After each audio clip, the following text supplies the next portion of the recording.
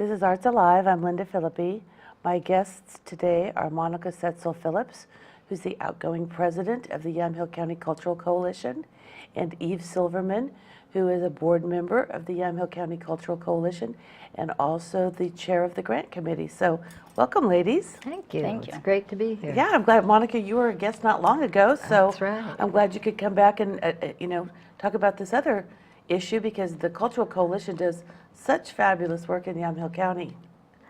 Actually all over the state, you know. Well, of course, the Yamhill County Cultural Coalition is just one of the coalitions under the Oregon Cultural Trust. And that organization was started in 2003.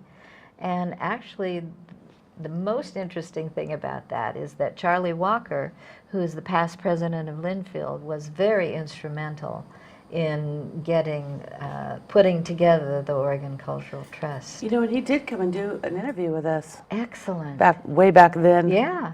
2003. Hard to believe it's been, I mean, I know. it seems like it's been around a long, long time. So actually, when I was looking over things, I was thinking, gosh, 2003. But, so we're a pretty young organization. But it was started because, and I think this is very important, people were tired of having to go to the legislature every year to beg for money for art and culture.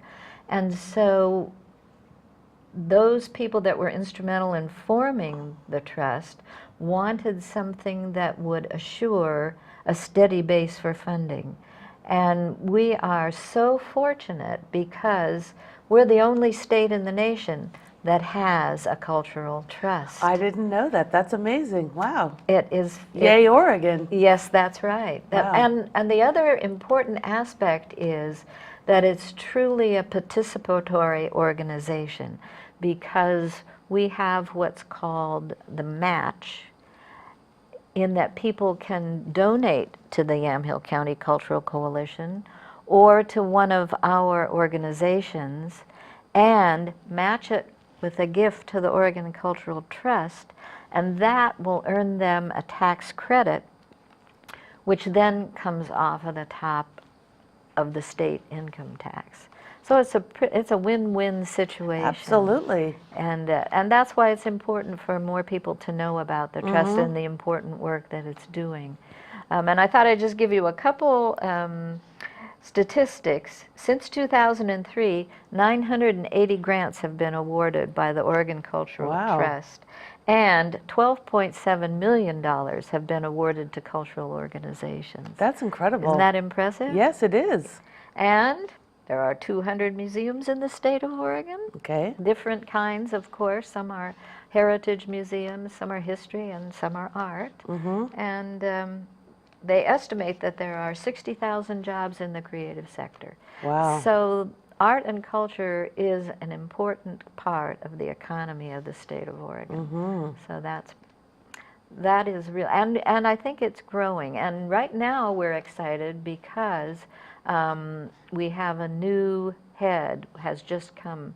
Brian Rogers, who comes from Pennsylvania, will take over as the director of the Oregon Cultural Trust as of the middle of this month. Okay. And he will get a bath of fire, because apparently they're sending him out right away to go visit coalitions and programs around the state and see what's going on. But he's a man who's had a long career in cultural organizations, and he was the deputy commissioner for the Pennsylvania Council for the Arts.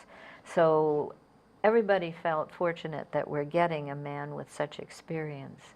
And also they did a wise thing. The directors, the board members of the Cultural Trust had several different forums where people could come and talk with and hear the three final candidates. That's a great idea. And Brian was the overwhelming choice. Oh, good. So it has that feeling again of input from not just this on high group, but from everybody. People who are actually going to be involved in working with him. Right, right. That's great. Yeah, it is. And so our own organization is one. Each county has a coalition, and so we're one of many. And each year we're awarded a certain amount of money by the state, by the Cultural Trust, which we then, that's where Eve and the grant committee come into play. Ta-da! They re-grant. So the cultural coalitions are primarily re-granting agencies. They may do other things as well, but that's the primary focus. And Eve will talk about that a bit to bring us up to date on what's going on with this year's grant situation. What else did I want to say? Oh, and each coalition gets the grant monies from the state, and they set up their own criteria. So we're not mandated from the state how we re-grant that money. Okay. We set up our own criteria, and the grant committee has worked very hard to establish an application that's easy to understand, and that's quite a process. That's quite a process. And pretty streamlined. I mean, it's not one of those things that's so daunting. People are afraid to tackle it. I know that for a fact. So yeah, and they have to every year they revise and revise and revise so that they can get it right. Yeah. So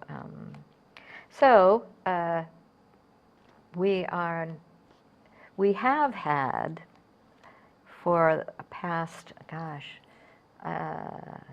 probably 8 years maybe, a unique program for Yamhill County, which has been a cultural campaign of our own, and we have cultural partners. That process is now going to be revised, but that was pretty wonderful. We put on our own cultural campaign where we had the cultural partners, and people could donate to a number of organizations. all right, check the box. Checks the box. Right. And then just send us one check, which would then be distributed. And I probably should say something about how the match works for the Cultural Trust. Please because, do. Yeah, it's difficult, and it's something they're still working on. For some reason, it's a challenging message to get across. So if you, for example, gave $300 to organizations in Yamhill County, and then you match that with $300 to the Cultural Trust, then that $300 becomes your state tax credits that you take off the top. But for some reason, people don't quite believe it. I know it's been a challenging message to get across. Maybe it sounds too good to be true. I don't know, but it's a terrific program, and I think more people every year are taking advantage of it. I think so too. I think it's, at first, when I remember when that first started, and people were just like, "Oh my God, I don't understand this at all," and then it's going through step by step by step, and I think it's like anything else. Once you do it once, you think, "Oh, that's a piece of cake." What's not to understand? But for people who just haven't been through the process yet, it can seem maybe a little confusing, I guess is the word. Right. Yeah. Right. So, and a bit about our board. We can have up to 16 members on our board. The board's going to go down a little bit now because I'm going off board, and a couple other members are too. So we are in the process also of looking for new board members. Okay.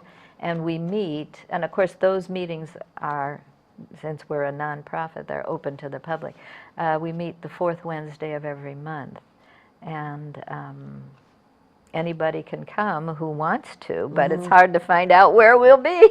Oh, does it change? Yes, we move around. We don't have an office. Oh, I see. We're a very hardworking board, but we don't have an office, and so we meet at various board members' homes. Oh, okay. So, which turns out to be very nice. Of course. Yeah, which turns out to be very nice, and it is a hardworking board, and I think we're very fortunate to have people fairly well represented from around the county, from Newburgh and McMinnville and Amity. Eve is from Amity, and I'm from Sheridan. So we try to look for, so that we have that geographic distribution. Oh, sure. Well, Eve, we probably should Yes. hear about the work that you do with the coalition. Well, once the funds come to the Cultural Trust, we get our allocation each year. And the past couple of years, it's been $13,000, $14,000 a year, which isn't a lot, but we try to do the most with it.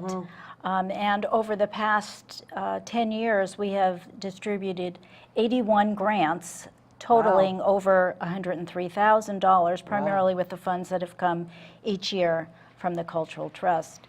The past couple of years, we've had about 12 grantees each year, and we do outreach to get additional applicants because we really are committed to have representation throughout the county. Right. A variety of locations, from new to old groups. We really encourage new applicants and new concepts so that people can get a start on some cultural activities, which are very far-ranging. Sure. You want to talk a little bit about some of the things that you funded, some of the projects? Okay, well, just to give you a range, it goes everything from festivals to books to art displays, lectures, music. So it's music in the park to chamber music. It's art in the park to funding an artist in residence. It's festivals such as the Lavender Festival received funds in the early years from us. And this year we funded a Native American festival at Chemeketa. And in the summer, the Sheridan Japanese School will be having a summer camp and a Japanese festival. Oh, how fun. Okay. And for a couple of years, we have funded a film festival. So it is far-ranging. This year, we also have some grants that are going out for some plays. The Hoover Minthorn Museum is going to have a play, First Lady Lou, about Hoover's wife, and the great-great-granddaughter will be there to speak as well. Oh, how neat. That's great. The Chehalem Players are going to do a presentation of Thornton Wilder's Our Town, but they're going to customize it to characters from Yamhill County. Oh, how So fun. that'll be really fun. Yeah. In the past, we funded Willamette Shakespeare.